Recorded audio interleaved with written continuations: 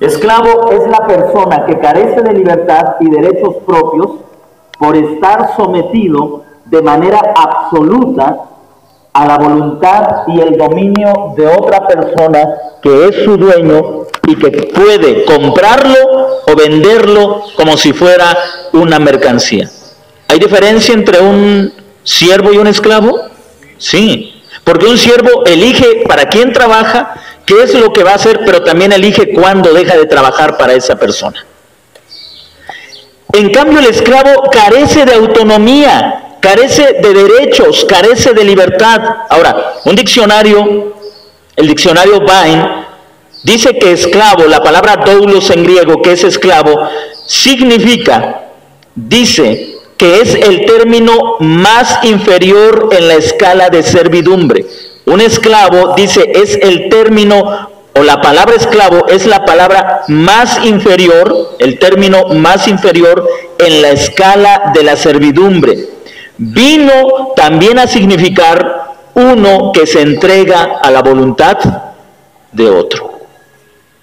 Hermanos, me llama la atención, el pastor MacArthur, cuando analiza esta palabra, la palabra siervo, y dice que no es una palabra que esté en los originales, cuando Pablo escribe, o cuando Pedro escribe, o cuando se habla acerca de la iglesia, no es una palabra, la palabra siervo no es una palabra que se utiliza frecuentemente. El pastor MacArthur dice, ¿por qué entonces se utiliza? Y él dice, una de las razones es porque en nuestra cultura la esclavitud es algo que simplemente está mal visto.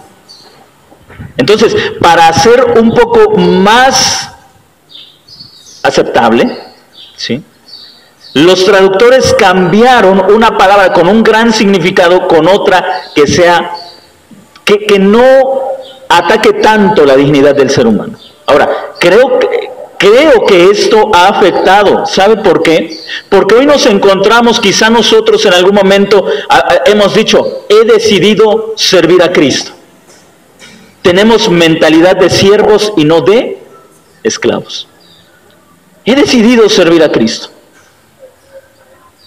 Mantenemos nuestra autonomía, mantenemos nuestra libertad, queremos mantener nuestros derechos, queremos mantener nuestros privilegios, queremos mantener nuestra libertad, porque para nosotros es muy indigno que alguien mande sobre nuestras vidas. Es una grosería que alguien quiera ejercer autoridad sobre nuestras propias vidas. Cuando el apóstol Pedro se presenta a la iglesia, él no se presenta entonces como el siervo, no se presenta como el hombre que decidió servir a Cristo, se presenta como el esclavo. Ahora, ¿cuál sería el concepto? Cuando Pedro dice, Pedro, esclavo de Jesucristo, está dando a entender Pedro, el hombre que fue comprado por Jesucristo, el hombre que está bajo el dominio, bajo la autoridad de Jesús, el Cristo, el hombre que le pertenece a Jesucristo. Y hay una gran diferencia. Si Pedro es el siervo, entonces Pedro decide cuándo servirlo y cuándo dejarlo de servir. Pero si Pedro es el esclavo, no tiene elección. No tiene elección ni siquiera en cómo lo va a servir. ¿Sí me está entendiendo? ¿Por qué? Porque es el amo el que decide cómo el esclavo va a servir. ¿No es cierto? Cuando una persona sirve a otro por voluntad propia, puede decir, ¿sabe qué? La próxima semana o mañana no voy a venir a trabajar porque tengo otro compromiso. ¿No es cierto? ¿El esclavo puede decir eso? No. El esclavo no tiene libertad. El esclavo simplemente hace lo que su señor le demanda hacer. Ahora, déjeme hacerle una pregunta. ¿Usted es siervo o es esclavo?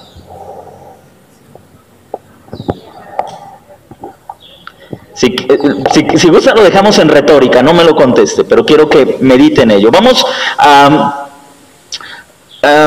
esta palabra esclavo no es una palabra que solamente utiliza el apóstol Pedro, la utiliza Pablo también en sus cartas. Por ejemplo, Romanos 1:1, Pablo dice en nuestras traducciones, siervo de Jesucristo, pero el texto original dice, Pablo, esclavo de Jesucristo. Pero no solamente los apóstoles se presentaban de esta manera, es un término también que se aplica a los creyentes. Por ejemplo, algunos de ustedes, hermanos, por favor, busque 1 Corintios capítulo 7, verso 22. Primera carta de Pablo a los Corintios capítulo 7, verso 22. Porque el que en el Señor fue llamado siendo esclavo, liberto es del Señor. Asimismo, el que fue llamado siendo libre, esclavo es de Cristo. Bien, el apóstol Pablo está hablando acerca de esas situaciones sociales. Si un hombre que era libre en la cultura romana, en la cultura de aquellos tiempos, había sido llamado por el Evangelio, bien, ahora era esclavo de Cristo. Ahora, si alguien era esclavo, la idea era, el Señor Jesucristo te ha libertado, te ha hecho libre. Pero entendemos que esa libertad no implicaba estar fuera del dominio de todos. Te ha librado de tus amos para hacerte su esclavo. Primera de Pedro, capítulo 2, verso 16. Primera carta de Pedro, capítulo 2, verso 16. ¿Alguien puede leer, por favor? Como libres, pero no como los que tienen la libertad como pretexto para hacer lo malo, sino como siervos de Dios. Sino como siervos de Dios. Ahora, lea ahí la palabra como esclavos de Dios, porque esa es la palabra que aparece en el texto original, como esclavos de Dios. Así que el creyente, hermanos, una de las primeras palabras que debería identificar nuestra relación con el Señor es como esclavos de Jesucristo. Cada uno de nosotros debería tener ese concepto de sí mismo, somos esclavos de Jesucristo. A final de cuentas, usted sabe, el apóstol Pablo escribe a los romanos que el que peca es esclavo del pecado. O sea, o eres esclavo del pecado o eres esclavo de la justicia. Pero nunca en verdad gozamos de una libertad, porque todo lo que hacemos determina a quién estamos sirviendo. ¿Bajo qué dominio nos encontramos? Por eso quiero que reflexione. Hermanos, se da cuenta que muchos de nuestros cantos hoy exaltan la libertad, pero muy pocas veces el servicio. Bueno, muchos de los cantos de la iglesia en la actualidad exaltan mucho la libertad. Soy libre para gritar, soy libre para saltar, soy libre para danzar, soy libre para reír. Esos son los cantos de la iglesia actual. No hay un concepto de que somos esclavos, más bien se ve al Evangelio como la manera de hacerte libre. Ahora, no cabe duda que la Escritura habla de libertad, pero si solamente tomamos esos versículos de libertad aislados de todo su contexto, caemos en un libertinaje, que es a lo que muchos cristianos han llegado. Porque ven el Evangelio como el medio para hacerse libres. Es decir, ven el Evangelio como la licencia para pecar sin remordimiento. Sin embargo, la Escritura nos llama a entender, hermanos, que el creyente es ante todo un esclavo de Jesucristo. Un esclavo de Jesucristo. Así se define Pedro, así se define Pablo, así se define Judas, Santiago, así definen los apóstoles a la iglesia, así, hermanos, se define al pueblo del Señor como aquellos que han sido liberados del pecado para ahora ser esclavos de Jesucristo, para servir a Jesucristo. Bien, no sé si quieran comentar algo sobre esto, hermanos, o si tengan alguna pregunta, alguna duda. Como creyentes, entonces, ser esclavos de Jesucristo implica que nuestra vida debe estar subordinada a la voluntad de Cristo. Nuestra vida debe estar subordinada, nuestra voluntad debe estar bajo la voluntad de Jesucristo. Nosotros le pertenecemos a Jesucristo y nosotros debemos vivir solamente para Jesucristo.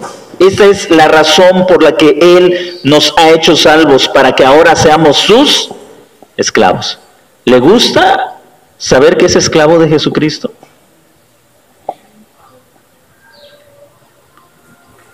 ¿O queremos un título más digno?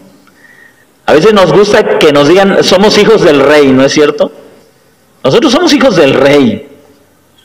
Esclavos puede ofender nuestra dignidad, pero eso somos. Somos esclavos. Y los apóstoles sentían una gran dignidad en eso. En segundo lugar, Pedro se califica a sí mismo como el apóstol. Simón Pedro, esclavo y luego apóstol de Jesucristo.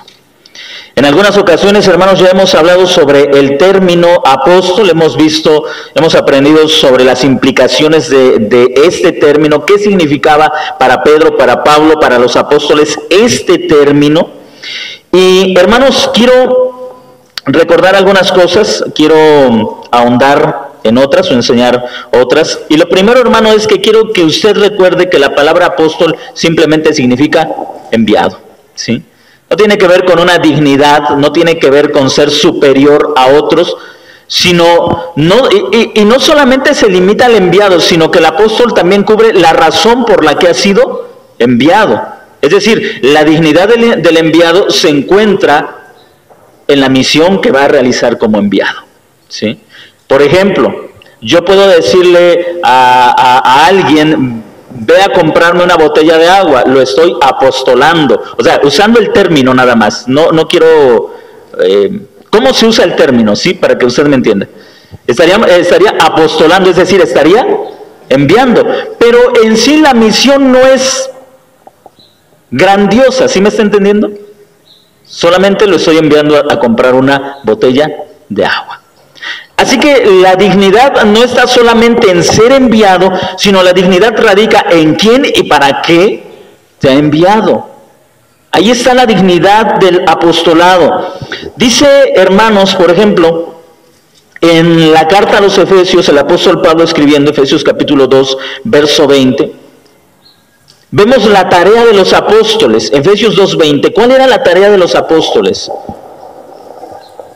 Cuando Pedro dice esclavo y apóstol de Jesucristo, ¿qué es lo que la iglesia debe entender con este término? Efesios 2:20.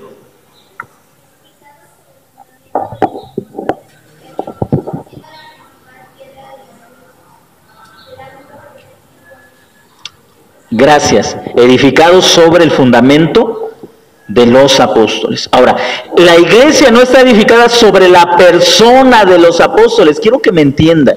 No está edificada sobre la persona de los apóstoles. Es decir, no significa que el carácter, el carisma, la habilidad de ellos era la base que sostenía a la iglesia. Cuando el apóstol Pablo dice que la iglesia está edificada sobre el fundamento de los apóstoles, él está haciendo alusión a la enseñanza apostólica. Es la enseñanza de los apóstoles lo que sostiene a la iglesia, pero la principal piedra es Jesucristo. Quiero que entienda esto. Jesucristo, su vida, su carácter, su enseñanza, su sacrificio en la cruz, su resurrección, su ascensión, su entronización, es todo lo que le da sentido a la iglesia. Pero Él comisionó a los 12 para completar o para continuar con su tarea. ¿Qué tarea? La tarea de enseñar a ese pueblo que había sido llamado a ser iglesia. Cuando Pedro dice entonces que la iglesia está edificada sobre la enseñanza,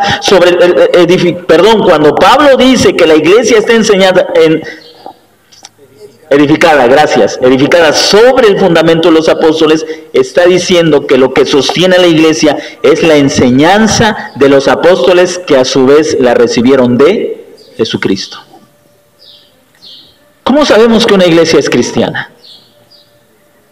Por la enseñanza. Así es. No por el título que tengamos a la entrada, sino por la enseñanza. Ahora, cuando hablábamos sobre la iglesia bíblica, decíamos que las denominaciones no son la iglesia del Señor, pero en las denominaciones está la iglesia del Señor. ¿Sí? Las denominaciones no son la iglesia de Cristo, pero en esas denominaciones está la iglesia de Jesucristo. ¿Por qué? Porque una denominación, les leía una definición en aquellos días cuando hablábamos sobre esto, que una denominación es una secta que enseña una doctrina en particular, y eso es cierto. Eso es cierto. Por ejemplo, Una iglesia bautista va a hacer énfasis en el bautismo como su principal doctrina, por encima de las demás doctrinas. Una iglesia pentecostal va a hacer énfasis en el bautismo en el Espíritu Santo como su principal doctrina por encima de las demás doctrinas. Una iglesia carismática, bueno, va a hacer énfasis en los dones del Espíritu Santo por encima de las demás doctrinas. Pero cuando escuchamos a Pablo, por ejemplo, en Hechos, dice que él no rehusó a predicar todo el consejo de Dios. Él no predicó preferentemente la justificación por fe porque era la doctrina que más le gustaba, no. Él dijo que no había rehusado anunciarles todo el consejo de Dios.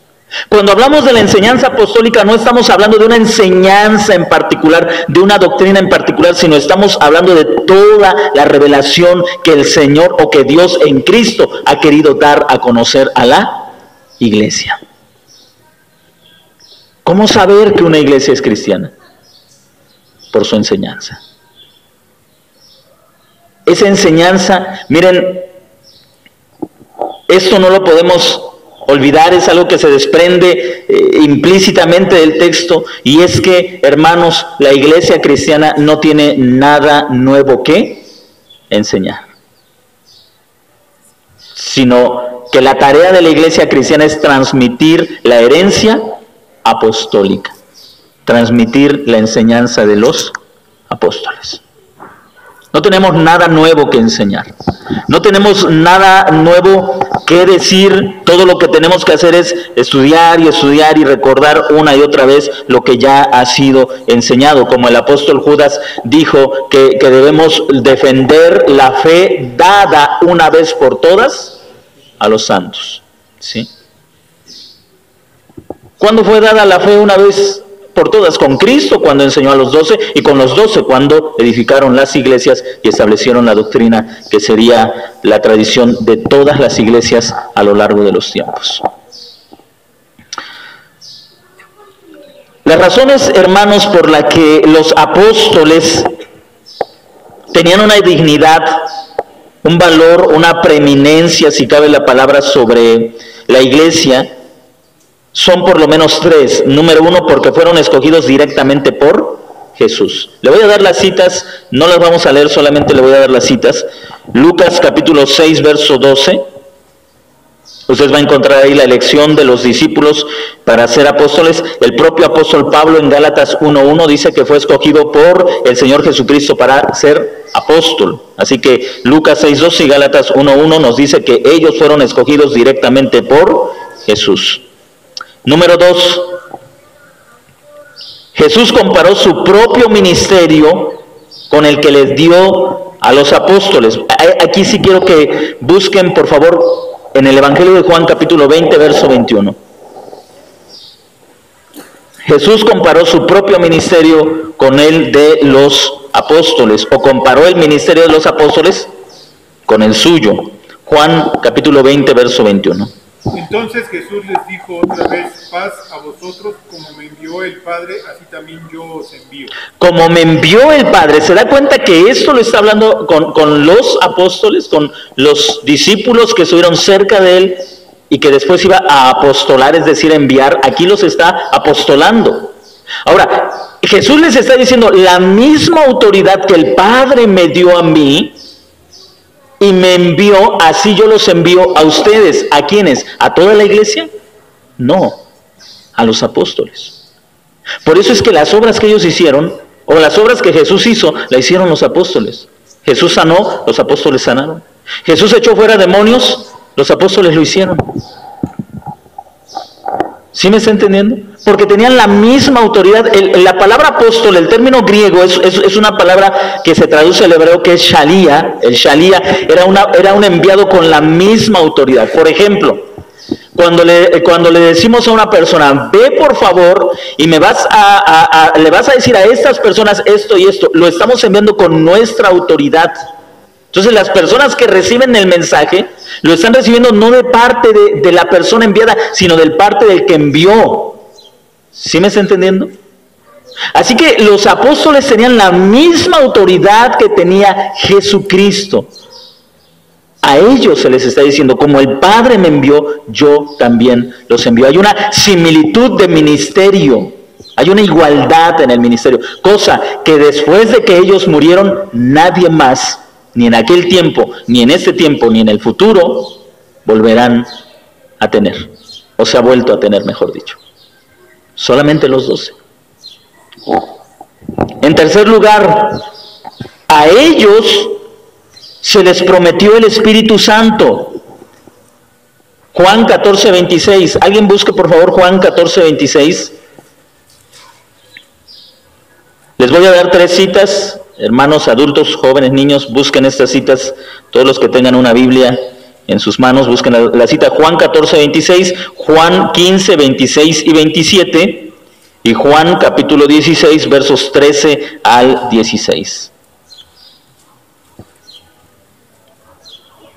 Repito citas, 14, 26, 15, 26 y 27 y 16, capítulo 16, versos 13 al 16. ¿Alguien tiene la primera cita?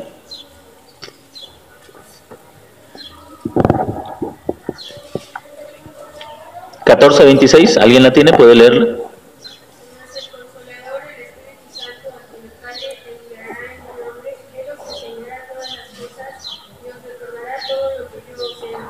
Gracias, Alma. ¿Quién eres, Keren? Sí, ¿verdad? Léeme, por favor, 15, verso 26 y 27.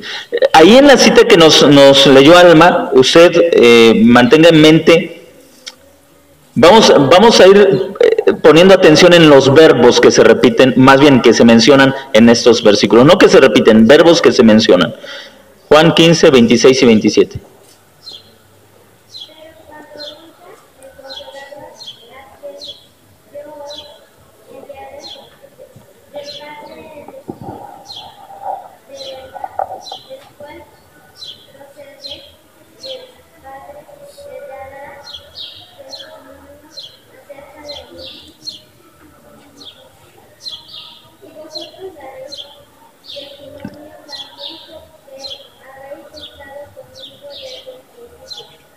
Muy bien, gracias. ¿Qué verbo encontramos ahí?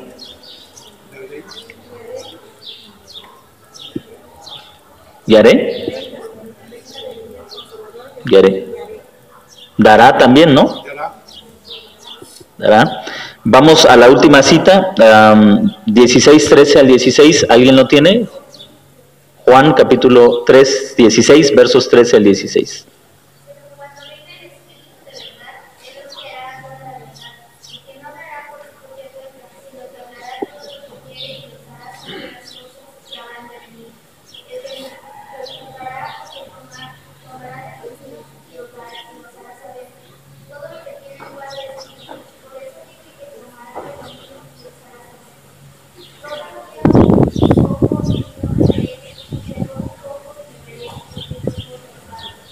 Gracias, Keila. Mire, en Juan 14, 26 nos dice, ¿nos puedes repetir la lectura, Alma?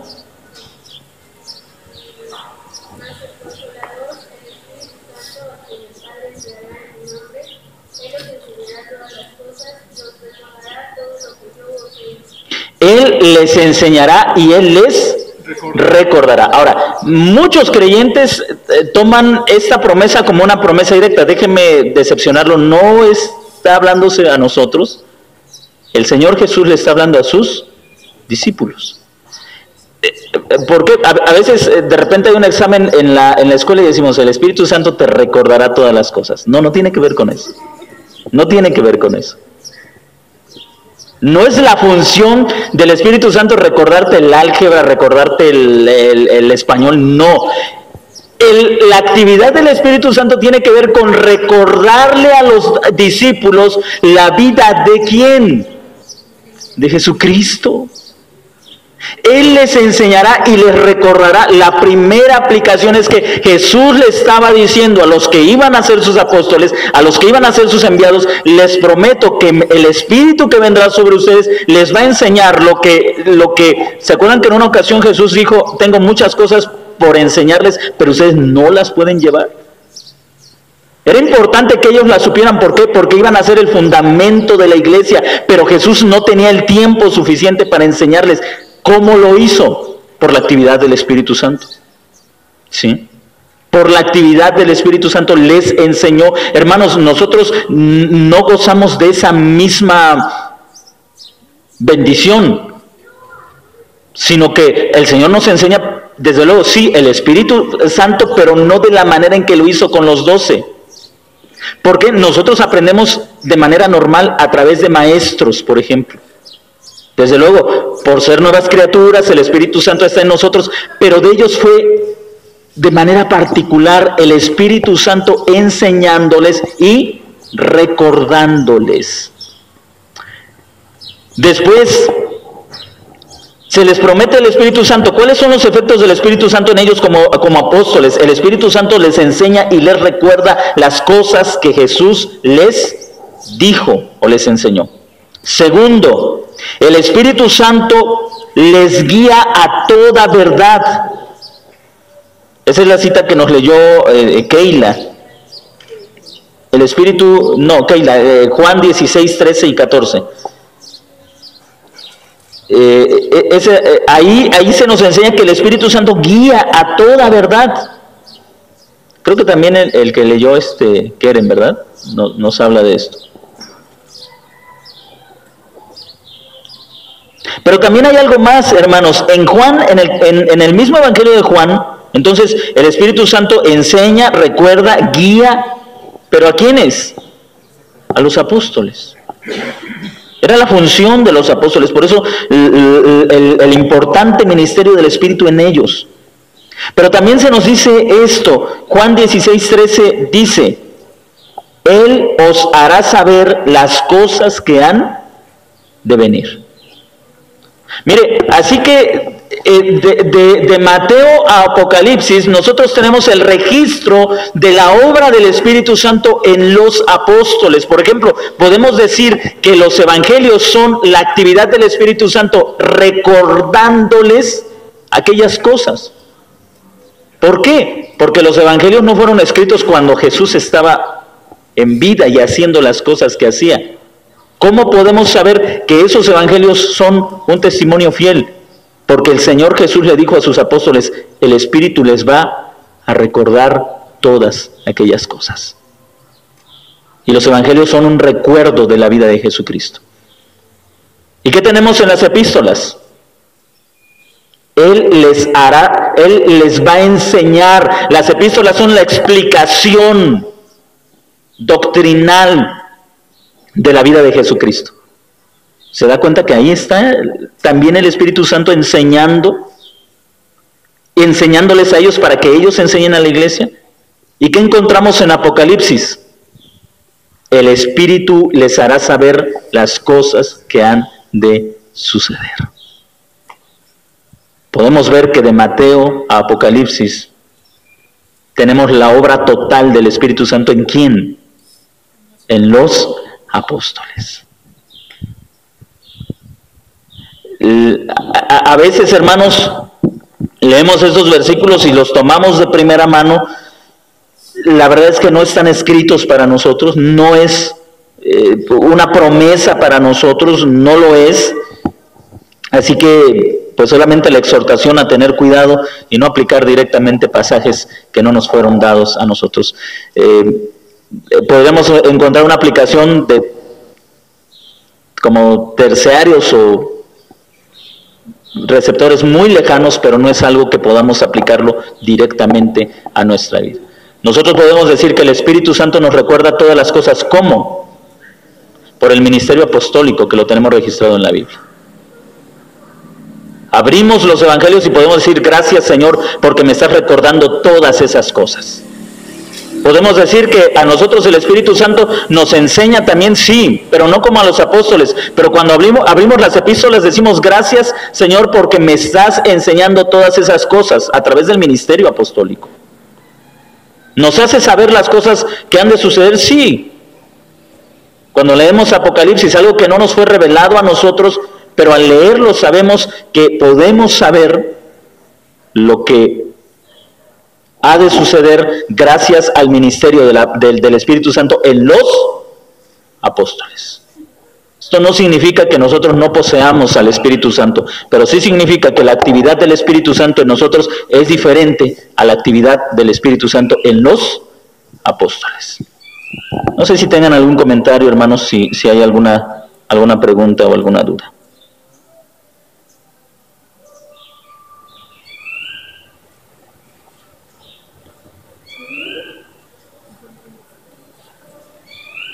Quiero terminar con el verso 2.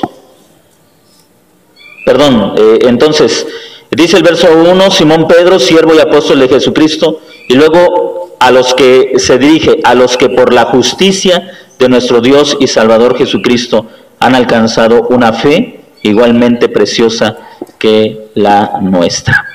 Gracia y paz os sean multiplicadas en el pleno conocimiento de Dios y de Jesús nuestro Señor. Esta segunda parte, hermanos, la vamos a dejar para el próximo estudio.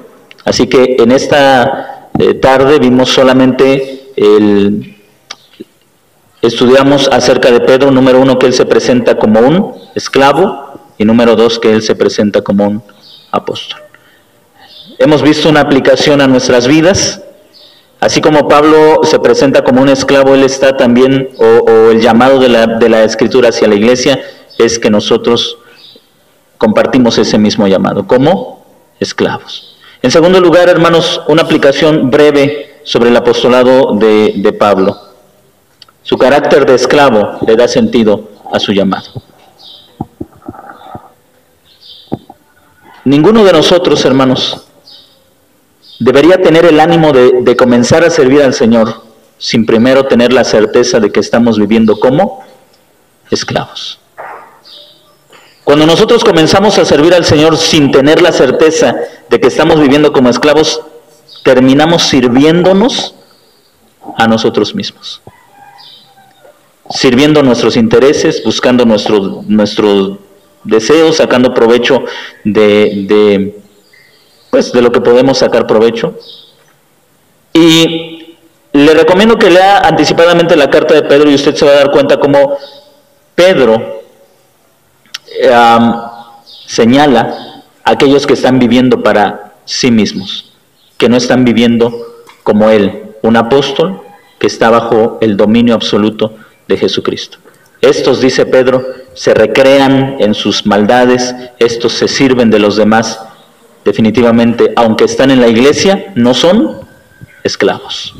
Hermanos, recordemos cuál es nuestro llamado en la congregación. No somos libres, somos esclavos de Jesucristo. Incline su rostro y vamos a hacer una oración.